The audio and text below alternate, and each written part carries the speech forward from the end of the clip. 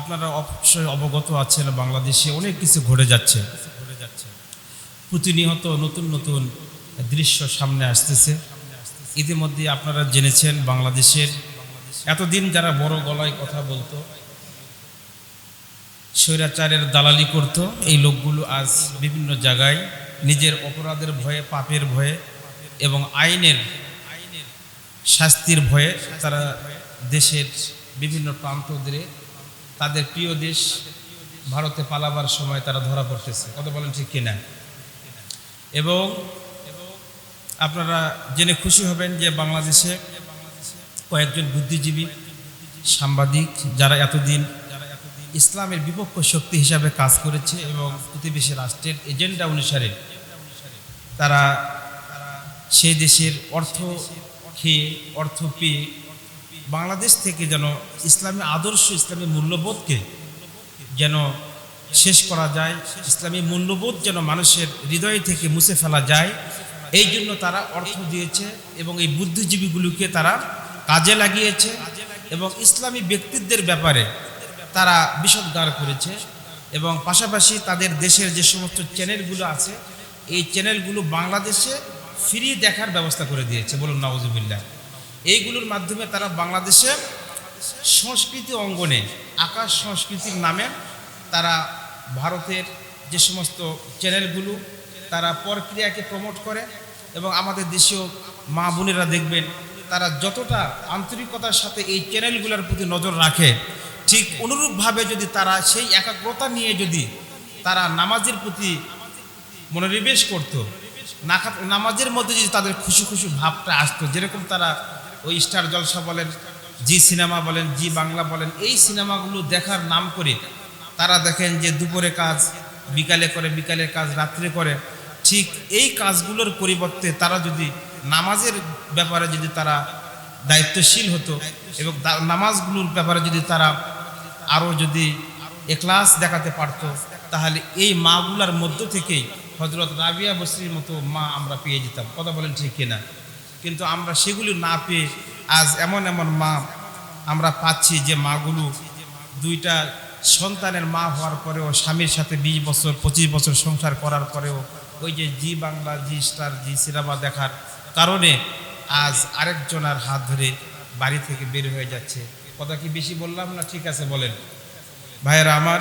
এইগুলো খবর যেরকম আছে, পাশাপাশি আমাদের দেশের বুদ্ধিজীবী নামের একজন কলঙ্ক শাহরিয়ার কবির, যে কিনা 71 সালে তার বয়স ছিল 31 বছর।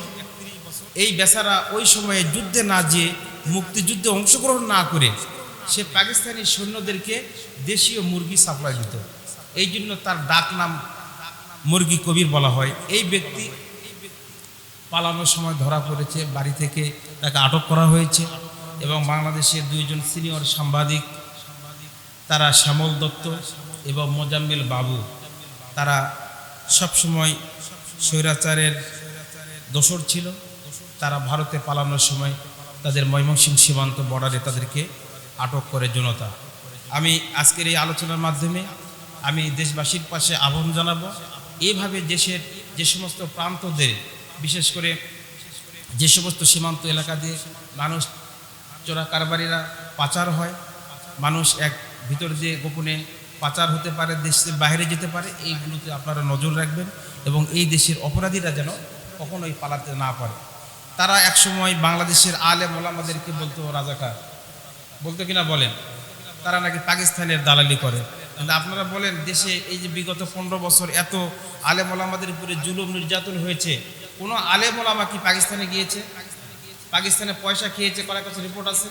কিন্তু আজ আমরা কি দেখলাম যে তারা এই দেশে শত নির্যাতন জুলুম নিষ্পেষিত হওয়ার পরেও এই দেশে তারা থেকেছে, এই দেশের মানুষের কাছে থেকেছে, এই দেশের মানুষের সাথে তারা বসবাস করেছে এবং এই মানুষগুলোকে তারা ভালোবেসেছে, মানুষের সাথে তারা সহাবস্থানে এই দেশের কল্যাণে কাজ করেছে।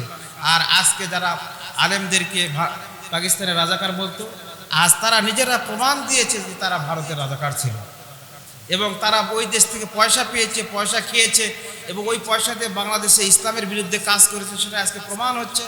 এবং তারা বিপদে পড়ার কারণে তারা রাতের অন্ধকারে গোপনে সেই দেশে, তাদের প্রিয় দেশে পালাবার চেষ্টা করতেছে এবং তারা ধরা পড়তেছে। কথা বলেন ঠিক কিনা?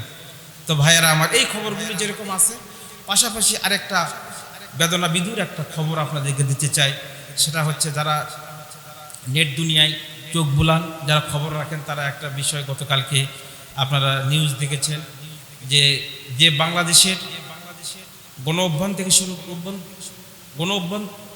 অভ্যুত্থান থেকে শুরু করে বাংলাদেশে যে সমস্ত স্বাধিকার আন্দোলন, সাধারণ মানুষের পক্ষ হয় যে সমস্ত উল্লেখযোগ্য ঘটনা ঘটেছে, 52 ভাষা আন্দোলন থেকে শুরু করে এমনকি 71 মুক্তিযুদ্ধ পর্যন্ত, এই ঘটনাগুলোতে যে বিশ্ববিদ্যালয়তে নেতৃত্ব দিয়েছে সেটা হচ্ছে ঢাকা বিশ্ববিদ্যালয়।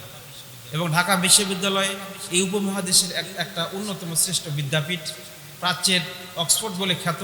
এই ঢাকা বিশ্ববিদ্যালয়ে বাংলাদেশের উল্লেখযোগ্য ছাত্র নেতৃত্বের ফলে বাংলাদেশে ভাষা আন্দোলন যেরকম হয়েছে, তারপরে 57 আন্দোলন হয়েছে, 62 আন্দোলন হয়েছে, 69 গণ অভ্যুত্থান হয়েছে, সর্বশেষ 71 মুক্তিযুদ্ধেও এই বিশ্ববিদ্যালয়ের একটা গৌরবোজ্জ্বল ভূমিকা রয়েছে। এবং সর্বশেষ 2024 সালের 5 আগস্টে যে বাংলাদেশের মানুষের জন্য দ্বিতীয় স্বাধীনতা অর্জন সম্ভব হয়েছে, এটার নেতৃত্বের পিছনেও ছিল এই দেশের তরুণ প্রজন্ম এবং আগামীর কর্ণধার ঢাকা বিশ্ববিদ্যালয়ের ছাত্ররা। কথা বলেন ঠিক কিনা?